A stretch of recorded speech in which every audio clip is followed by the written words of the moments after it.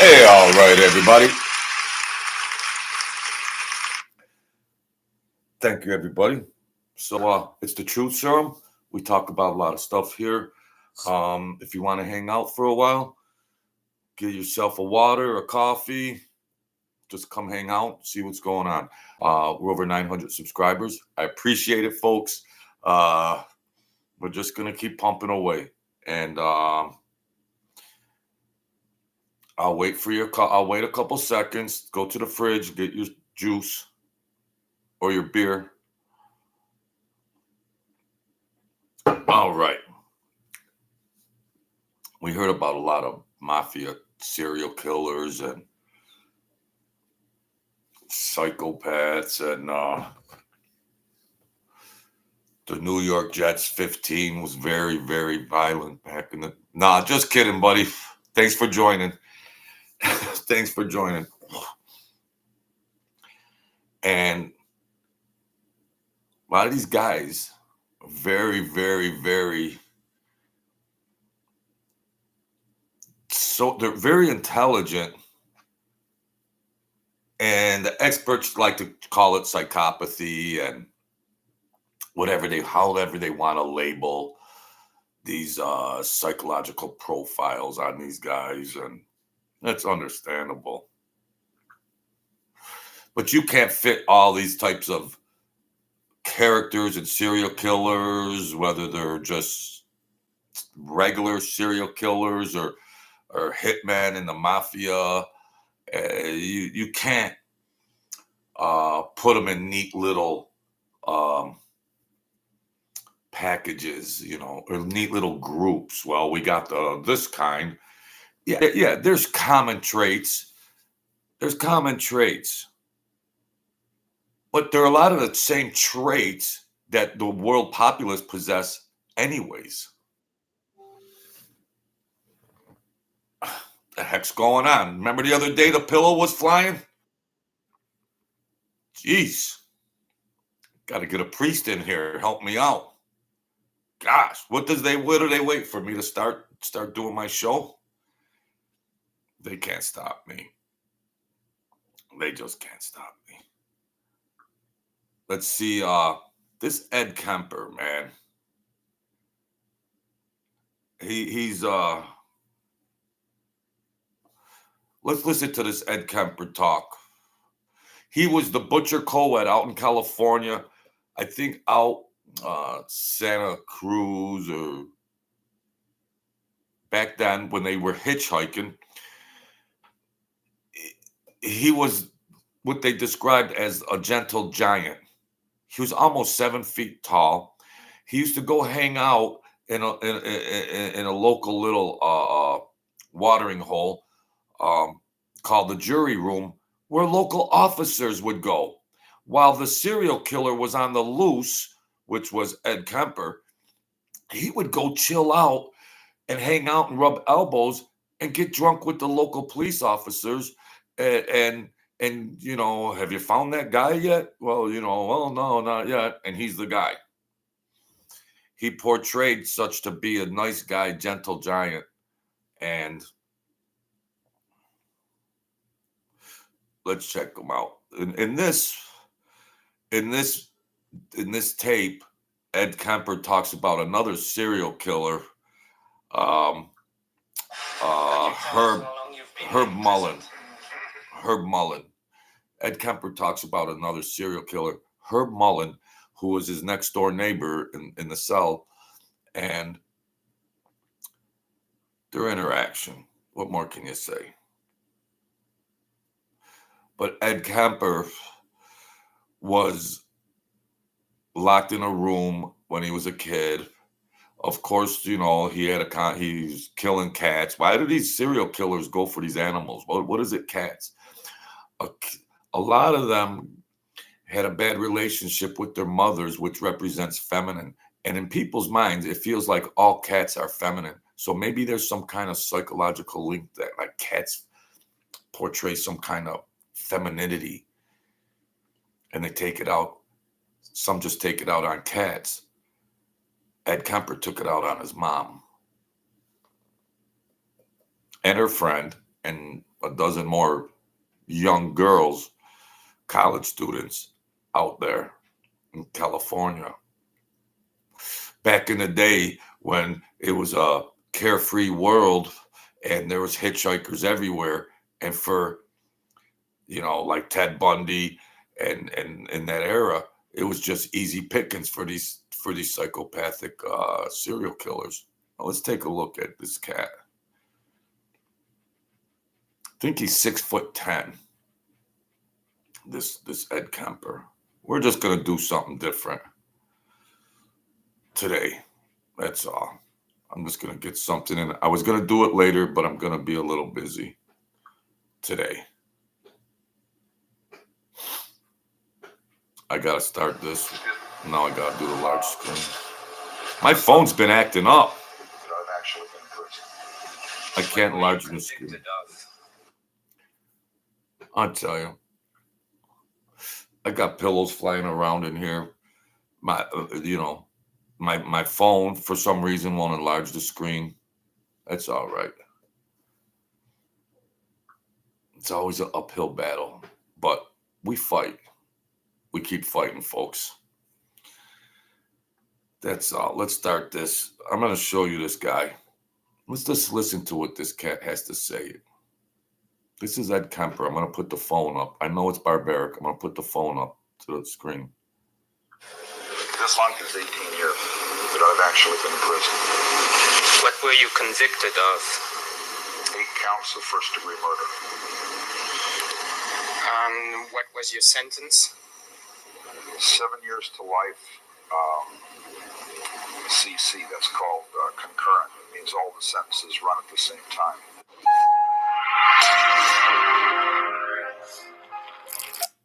Jets, can you hear that all right? Are you still there? Is anybody here? I got 0 viewers. Hey, hello on the phone. Can I help you? Is anybody there? Jets, you must have left.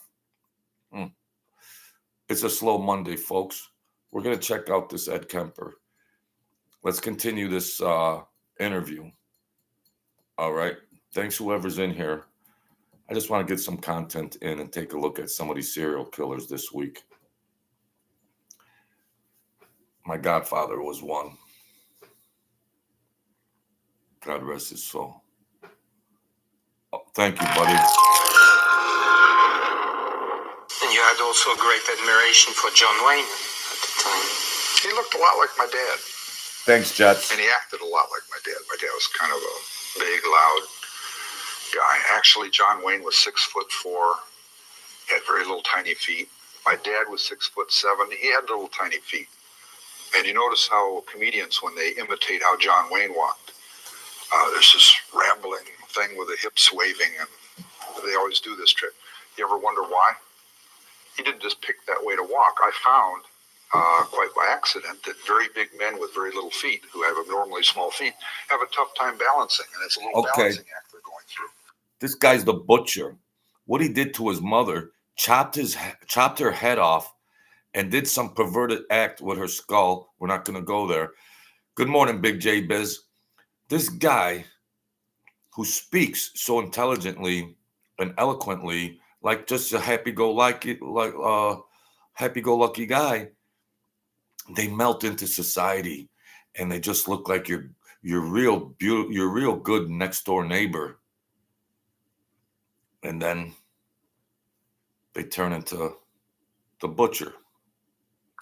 I went to Grauman's Chinese Theater after it was renamed, and I went and checked all those different footprints out. And here I'd grown up as a kid, not a very tall kid looking at other people being like this, much shorter than me.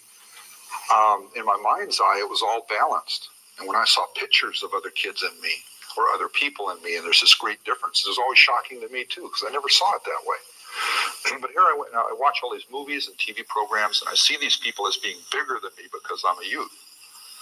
And then I go to this physical exhibit where it shows their foot size. And I step on John Wayne's boot print with his cowboy boot, and my shoe completely covers it over. It's gone. When I was 14 years old, I had bigger feet than he did. You know? When I was 14 years old, I had bigger feet than my father. I was 6'3.5". He's 6'7". He works on a construction site as an electrician. I'm going to junior high school. We go to Kenny's. We get the same kind of Oxford shoes, black Oxfords. I wear a 14 and a half. Excuse me. I wear a 12 and a half. He wears a 12. All right. In the mix-up of getting up and going to work and going to school in the morning, he comes running around the house looking for his shoes. He grabs mine. I can't find mine, so I go running around the house and I grab his. And all day long, I'm walking around with these pinched feet. I got blisters developing.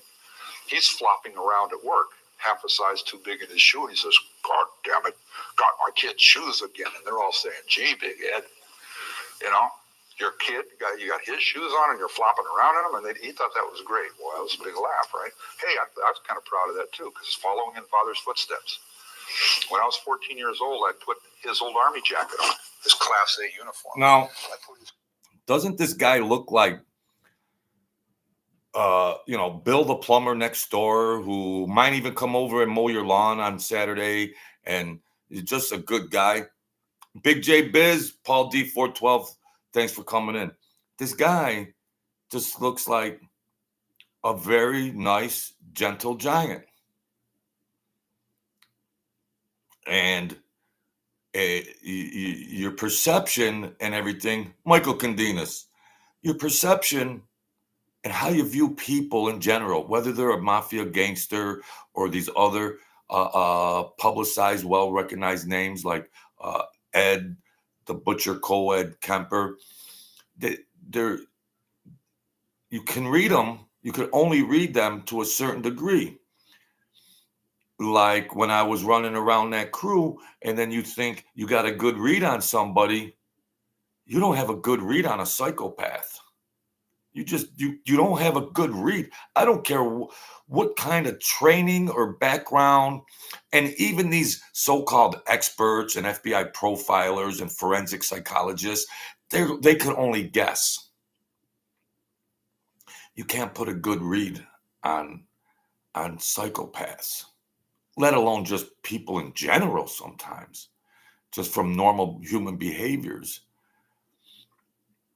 And a lot of these guys, these serial killers, had real high IQs. My godfather had a real high IQ. Human behavior fascinates me. Human psychology fascinates me. My past experience of my behavior boggles my mind, how I could be so smart and then so stupid at the same time. Let's continue on, folks. Jacket on, and if I had pulled my shoulders forward, I would have ripped it right up the back, because I had broader shoulders than he had. My head's larger than his is. I have a very large head. I wear an 8 3/4 helmet for a motorcycle. 8 3/4 is very big. It's hard to find a helmet like that. Actually, what's strange is that another serial killer from Santa Cruz, Herb Millen, grew up hating John Wayne, actually. I wouldn't blame him. I was in a jail cell right next to him for months, and I was in prison up in the hole here in the lockup unit. Now, what he just says is this Herb Miller, another serial killer, comes in, and they're next door neighbors in the cell. Hey, buy stocks, first time in here. Some people have no common sense. Yes. Intelligence and common sense are two worlds apart. You're looking at one, ladies and gentlemen. Joe Ruffino and Francis Franciotti. Buy stocks, good to have you in here. I'm just a channel. I do my thing, no fancy stuff. Italian Stallions in here. Look, you know how tech savvy I am. I'm holding my phone up to the damn screen, for crying out loud. I'm holding get that net thing. I tried. You know what? We take what we have and we do the best with it, and we can still do good. Oh, thank you, buy stocks. If I was in the stock market, I'd go to buy stocks with buy stocks. Francis, thank you, my good people, and I appreciate the support. I know, and I don't want to get a shaky hand like, Minga, you better cut down on that coffee, the truth serum, look at that Kemper, and I'm trying to have a steady head. Let's watch this psychopath, my good friends. Nah, Italian Stallion, Joe, did you get a haircut today? Nah, I use something that's called shampoo. I gotta cover my mouth when I laugh because of these stained teeth. But I could still try to be the best talk show host on planet Earth. Oh, thank you. We're over 900 subscribers. Wow. Don't ever give up, folks. We talk about serial killers. We talk about mafia gangsters and everything else. And sometimes we get a position of our thinking, which is, woe is me. Oh, this. Oh, and you know what? Ave Maria. It's like the Boohoo Sonata. The world's crushing me. You know what? We got to stand strong. Rise up our mental thinking. Oh, boo-hoo, ooh. The West Side. I used to live on Niagara by Stocks in front of the Shoreline Apartments. Many moons ago. I'm loving this show already, man. Potomac Ave. That was near the Armory? I don't know. I'm loving this show already. David BMX. You know, I also wrote a book. The link is in the description. I don't come in here like a charlatan by stocks and folks. It took me 400 videos to beg to sell a book. And believe me, I can write. What else am I selling here? My socks and my underwear? No, I'm not like Mike Francis. The Your Host. Me, you're going back. The Your Host. Let me get situated. You guys come hang out. I got my computer. I gotta stop saying all the time in my videos. Once I turned 60 years old, I started using the term for crying out loud. What is wrong with me? For crying out loud. I did it again. You get some kind of card. Now, in my vernacular, I use the term for crying out loud. No, I'm not in NYC. I'm not in New York City. They turned New York City into a circus. No. We're not gonna go into that. So we're gonna watch some more of this Ed Kemper, the Coed butcher. And it's amazing how our minds work when it comes to anxiety. That's why I try to get your attention with mafia, gore, and blood and guts. And then I was spared many times in my life, physically, and then from people that might have killed me. But I was given such a second, third, fourth, fifth chance. Read the book, please. And I started to realize that my mother, whose birthday was yesterday, that she would have been 87 years old, and she raised 5 kids by herself the hard way, with not a lot of resources. And I thought, what would my mother think? I did the video. I visited her grave yesterday. Thought, what would my mother grave? Well, Jojo, you tell some good mob stories, but I didn't raise you that way. Didn't I teach you some other things about love and compassion and your fellow man and spiritual concepts and things like that? Yes, Mom. Well, then you better start sharing them on your videos, Jojo. I had some crazy dreams. You wonder why I'm nuts? I don't belong in this world. Oh. Little Italy and New York. Let's continue on, folks, with a psychopath. He reminds me of a couple guys that I knew. Well, as far as his demeanor and posture and the way he unwraps his own mind. Now, this guy's been in psychotherapy since he's 15 years old. All right, folks. Big J Biz. Going on 3 years with him, about 2.5 years. And at one point, I got him a job in the kitchen. I was already on the kitchen crew, and the sergeant pulled me aside and asked me to talk to the guys about him coming on the crew because he'd alienated a lot All right. of the guys. Hold on. Sorry. I know there was a big delay. He's talking about his neighbor in the prison, Mullen, who's also another serial killer, and they're dynamic together. Violence. So I talked to them, and there was no problem. So they brought him out to the crew. He worked a few months. He goes to the main line. I'm still sitting in the hole saying, geez, what happened here? And, I knew Herbie. And I don't call him Herbert Mullen. And, of course, I don't call myself Edmund Amo Kemper III either.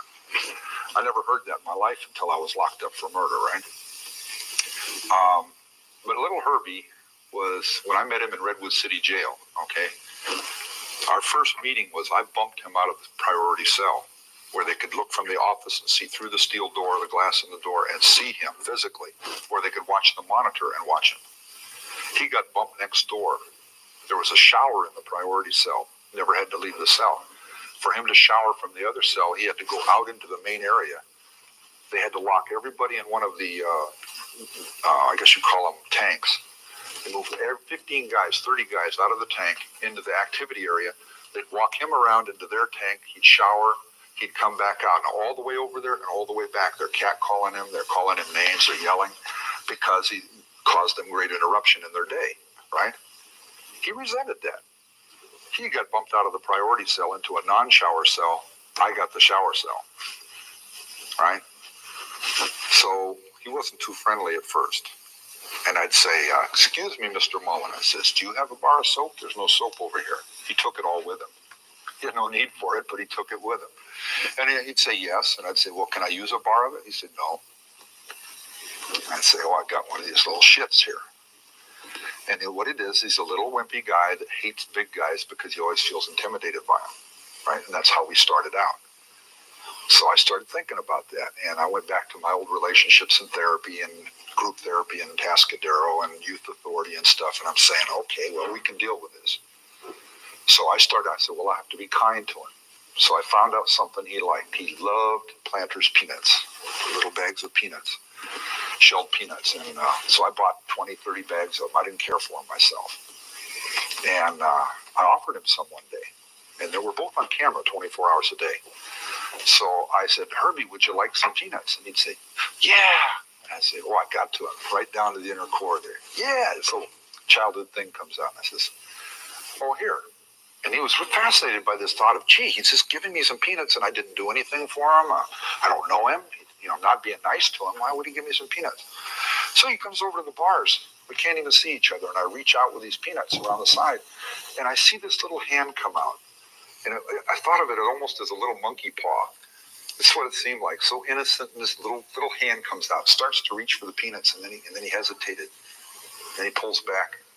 Sorry. And I thought, oh, geez, he's defensive. He's thinking I'm going to grab his hand and rip his arm off or something. I'm this great big guy, right?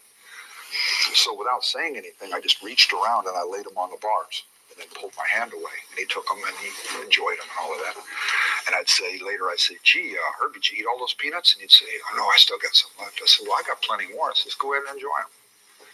So what I did is I started giving him bags of peanuts. And he had this horrible habit. There's guys back in the tank, and he and I are in these cells facing them through three sets of bars. And I can't see him, and he can't see me. I don't know where on the set of bars he is. The set of bars is maybe 9 feet wide and 8 or 9 feet high. And when he would get to acting up, he'd sit there for hours writing at this little desk. And the other guys were ignoring him. So that night they're watching Saturday Night Special, with all this rock music playing and stuff, and they're enjoying it. And he'd get up and make this real loud speech about how bad television is for you and why you shouldn't watch it. All the things it'll do to you. And they're having fits. They're trying to throw things at him. They can't get at him. They're raging. They're mad because he's destroying the one thing they really enjoy. And he's just having a ball doing this. He'll sit for hours all day writing this 2-hour speech, exactly as long as it takes to watch that show.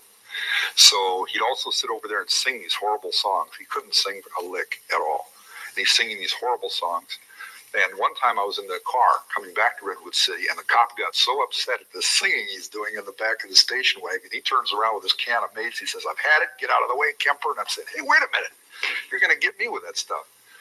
He's trying to mace the guy in the back of the car because he won't shut up. And he's trying to get him to shut up, and the guy just ignored him. He had this way of really getting in people's nerves. So he'd pull these little stunts, these horrible songs and the speeches and things. And I'd say, Harvey, why do you do stuff like that? He says, oh, I have a right to do what I want to do too. Yeah, okay, right. So I started this, what they call just real basic behavior modification therapy. Okay, I'd had a little bit of psychology study. I'd worked in the psych testing area in Atascadero. I knew Now here's a serial killer. He's talking about, I have some experience in behavior modification study and all this and the different anecdotal things. And he started receiving therapy at 15. And it's like, I say a lot about the mafia. Things are a contradiction. Well, he seems like a good guy. How could this happen? And, and then you find out, wow, this guy did that. And then psychiatrists and experts, so-called experts, try to get a grasp on these people. Here's a guy, I believe he already murdered at 15, and behavior modification, blah, blah, blah, and all this. And they're really doing this intense therapy on this guy. Well, how did it serve Ed Kemper, the Coed butcher? He went on to kill a dozen more people.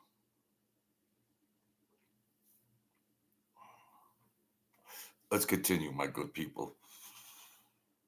So I set up a very basic and very essential, just bare minimum behavior modification, right? You reward them when they're good, you punish them when they're bad. And if you're absolutely accurate in when you do these things, quick punishment when they do bad and quick reward when they do good. Supposedly, this is supposed to attack you at a subliminal level, a subconscious level, and you don't have a lot of control over your reactions, that it would improve your behavior, essentially. And then they have these great elaborate experiments, like in Youth Authority when I went through, where they try these things. So what I did is when he was bad, I'd get a cup full of water, a styrofoam cup, and I'd reach around and I'd throw it on him. And it's embarrassing. You see what he was explaining there in that behavior, that more or less is operant conditioning, what they might say, stimulus reward. They tried it with many different studies. So that was, in other psychological terms, it was called operant conditioning, stimulus reward. You could throw that out the window too. It was wet, and so we got in this cat and mouse game. When he was good, I'd give him peanuts, and I'd try to gas him when he was bad. It's called gassing. Throw this water on him. And he'd duck all over the house. I couldn't figure out where he was at, so I kept missing him. So what I did is I waited one day till I knew he was asleep, or I suspected he was, and I called one of the guys over to the bars from the place in the back, the tank, and I went like this.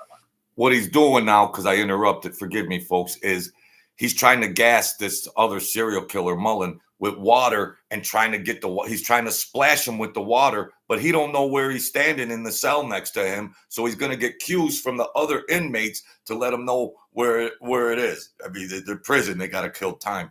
So, excuse me. He's trying to gas him, which is throwing water on this other guy, this Mullen, this Herb Mullen, this other serial killer. Pretty. And he reads it. And he says, I call him over to the bars and I said, hey, I want to work something out where I can get Herbie with these cups of water and he can't figure out how I'm doing it. And I says, I just thought of a way. He says, what's that? And I said, I want you to set up a group. Oh, you communist. On the bars where you're at. Put a little piece of string or a little piece of plastic or a little something he won't notice. Count over how many bars there are on his cell front, and from the wall, go over that far on your set and set up boundaries. And then when I give you a signal that will be a hand signal, very casually walk over. Don't look at me, just casually walk over and drape yourself on the bars where he's at, so I'll know. And if he's back away from the bars, go back that far and position yourself so it's a grid, it's targeting grid. So he would do this, and Herbie'd hear me turn the water on, or maybe I'd have some already set up, and I would reach through the bars and I'd blast him. I got him every time. And you couldn't figure out how all of a sudden I got so accurate, And it was without fail. I'd get him with that water, wham. And, it's embarrassing, and everybody's laughing back there, and been shot at. Look how meticulous he is and scientific and plotting on how to just splash this neighbor serial killer with this water. I mean, you got to kill time in prison, but man, he's getting cues from the other inmates to where the exact location is, and I don't know. I don't know. Let's see. There's 5 more minutes. And then I'd ask him if he'd do something, or hey, can we do this or whatever, and he'd participate in something with me. I'd give him peanuts. When he's bad, he gets blasted with water. This went on for 2 or 3 weeks. And he actually got away from the bad behavior when he said, hey, I want to sing. And I says, well, hey, guys in the back, do you mind if he sings? Oh, we don't want to hear that shit, man. I said, hey, you want to hear it now, or do you want to hear it tonight when you're watching the show? Yeah, okay. So go ahead, Herbie, sing. What did you sing? And he'd sing for 30, 40 seconds and then get bored and say, gee, I don't want to do this anymore. Because the fun was gone out of it. But the point is, they got a handle on his behavior. And the cops are watching this. The deputies are on camera watching me. I mean, they're on the monitors watching every move I'm making, right? And they're fascinated. They're watching this thing going back and forth with me and Herbie. They're not involving themselves. They're just watching it. And after a while, one of them came in and said, Herbie is completely cooperative now. He's not messing around. Because I've been, as we're talking, these little frictions out between he and I'm showing him some insights into why people don't like him. I'm showing some insights into what his behavior is causing in them. And he had realized by that point that it was just he's reacting to how people are reacting to him. And it's just a self-perpetuating thing. And it was the only way he could get out his negative feelings. And I said, well, why don't you pose on the positive? Focus on the positive instead, and the negative will go away. I don't think anybody ever did that with him before, because he responded real well to it. Now, when we were up here in the hole. Food for thought, real quick. We're watching this guy, and we're listening to his speech. Now, if you put a suit on him, washed him up, give him a haircut, put a suit on him, and you said, this is a psychiatrist that interviewed somebody, you would buy it. You could buy it. Because the way he talks, the way he knows, and the way he's well-versed in psychology, you could say, you wouldn't blink an eye if you said, well, Ed Kemper's coming in, this great psychological thinker, Ed Kemper's coming in to talk about this Mullen, this serial killer. You'd buy it. But this guy is a serial killer. That's part of the point I'm trying to stress. Together. And we weren't even supposed to be together. They didn't want us together, but we were up in the hole together. I was the only guy he could talk to. A lot of pain inside. He had a lot of anguish inside. He had a lot of hate inside. And it was addressed at people he didn't even know, because he didn't dare do anything to the people he knew, because he was aware of all of the structure around that, and that would be the end of his life. And so the way I found out about these things is I would pose little comments or questions aimed at him as we're sitting up there on the tier, on the concrete floor, sitting there against the wall, talking to one another. And I would say, how did you feel? When you bought that little Saturday Night Special 22, I says, did you ever go out shooting with that? Just target shooting? He says, well, not much. And I say, well, try this on.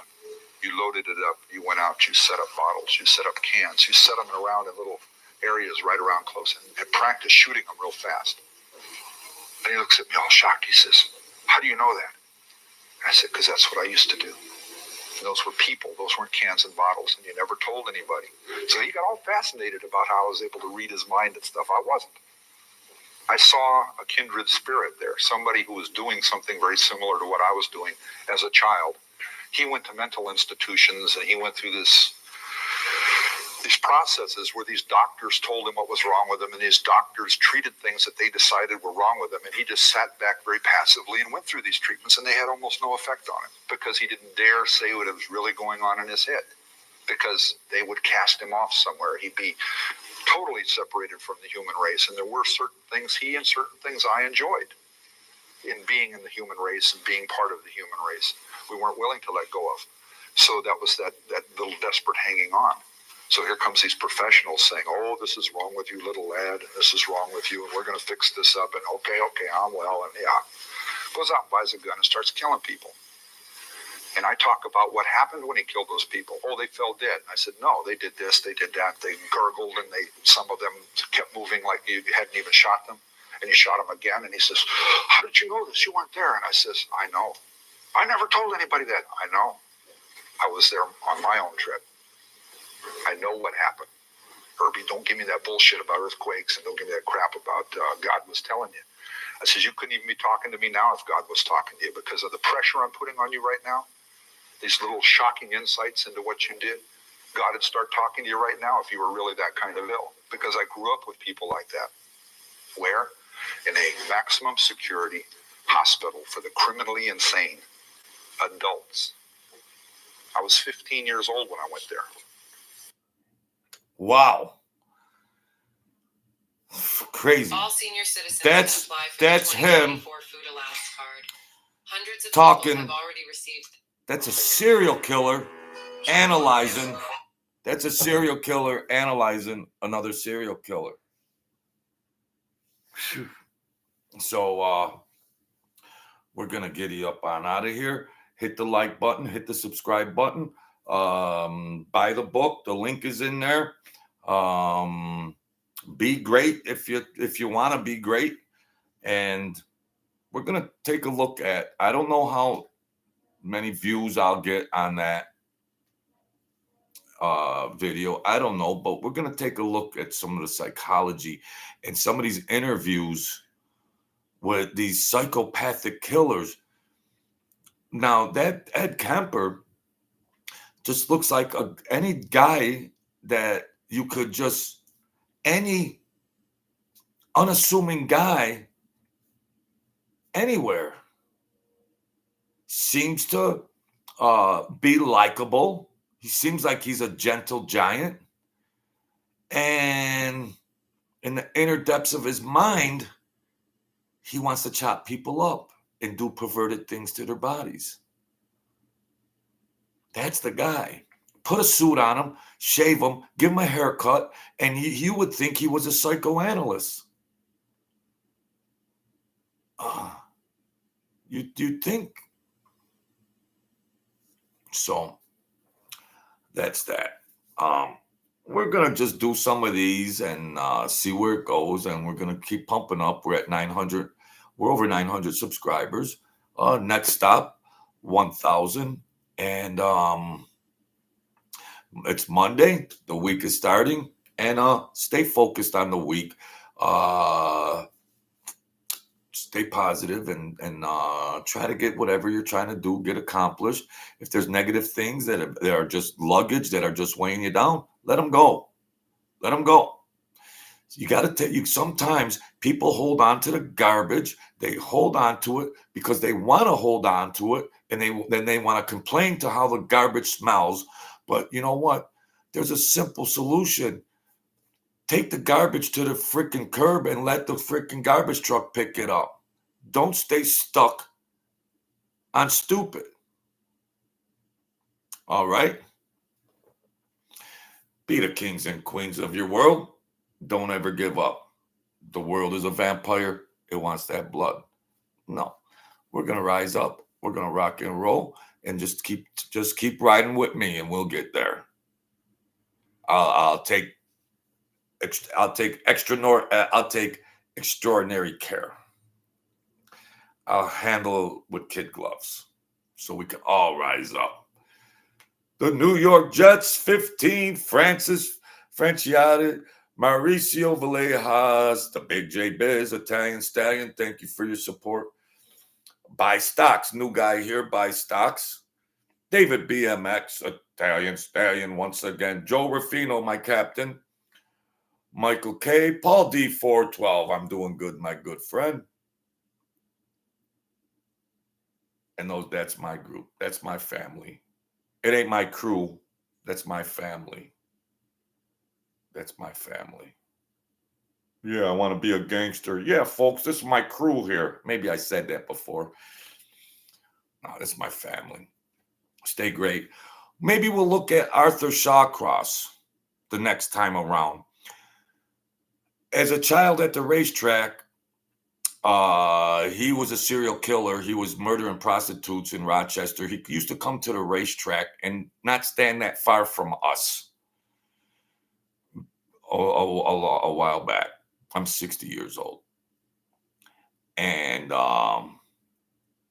we'll unfold that interview with Arthur Shawcross. So I'll find an interview and we'll watch and see where it goes. Not mafia serial killers, but would you just consider just regular people serial killers? But there's like a common denominator, and when they're socializing with people and everything, they display intelligence, they display a sense of humor, they display intellect, and then they're like me. No, I'm not serious. But they display those behaviors and then go off the rails, like Ozzy Osbourne said. Crazy train. Crazy train. So let's not go off the rails. Let's just get it. Get it. Let's get a promotion in the job. Let's get a great, strong relationship with our relationships.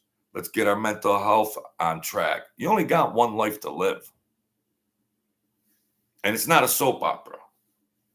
The mob channel stuff is a soap opera, but real life is real life. There's a Cash App in there, in case you guys haven't noticed. After there's a Cash App. I threw my book somewhere. I appreciate it, folks. It's the truth, sir. We're going to 1,000K. Stay great. God willing. Let's just ride together. Let's rise up. This is not a mafia channel. No, this is a talk show. And I'm the best talk show host on planet Earth. I'm a frustrated weatherman too. All right. I'm a frustrated weatherman. Partly cloudy outside, 42 degrees. Winds north southwest. Now, barometric pressure 30.92 and rising. God bless you all. Be the kings and queens of your world. Don't ever give up. We are from royal DNA. Display it, live it, breathe it, believe it. It's not fairy tale. We are kings and queens. Catch up to it. God bless you.